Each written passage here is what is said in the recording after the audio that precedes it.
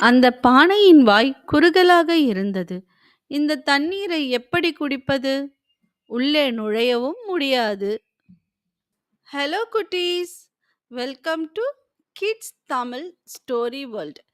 இன்னைக்கு நாம அறிவுள்ள காகம் கதையை தான் பார்க்க போறோம். ஒரு ஊர்ல ஒரு காகம் இருந்தது. அந்த காகம் ரொம்ப தூரம் பறந்து போய் இரை தேடி சாப்பிட்டு வந்தது. அப்படி ஒரு நாள் இரை தேடி செல்லும்போது அந்த காகத்துக்கு ரொம்ப தாகமா இருந்தது. அதோட நாக்கு வறண்டு போயிருந்தது. பல இடத்துல தண்ணீர் தேடி அலைந்தது. ஏரி, குளம் எல்லாம் தண்ணீர் இல்லாம வறண்டு போயிருந்தது. கடைசியாக ஒரு இடத்தில் ஒரு தண்ணீர் பானையை பார்த்தது. ஆஹா! அங்க ஒரு பானை இருக்கே! அதுல நிச்சயம் தண்ணீர் இருக்கும் அப்படின்னு நினைச்சு தண்ணீர் குடிக்கலாம்னு அந்த பானையின் மேல போய் அமர்ந்தது.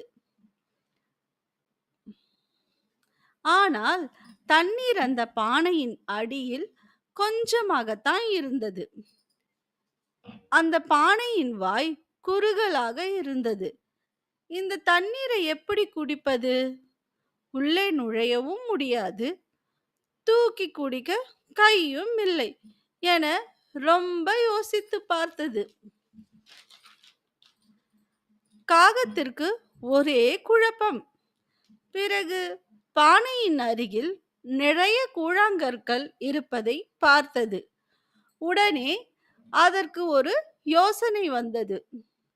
அருகில் இருந்த அந்த கூழாங்கற்களை ஒவ்வொன்றாக எடுத்து அந்த தண்ணீர் பானையில் போட்டது. இப்படி ஒவ்வொரு கற்களாக போட போட பானையின் அடியில் இருந்த தண்ணீர் மேலே வர ஆரம்பித்தது. அதன் திட்டம் வேலை செய்தது. மேலே வந்த நீரை பருகிய காகம் மகிழ்ச்சியாக பறந்து சென்றது. இந்த கதையில இருந்து நாம தெரிந்து கொள்ள வேண்டியது, முயற்சி செய்தால் வெற்றி நிச்சயம்.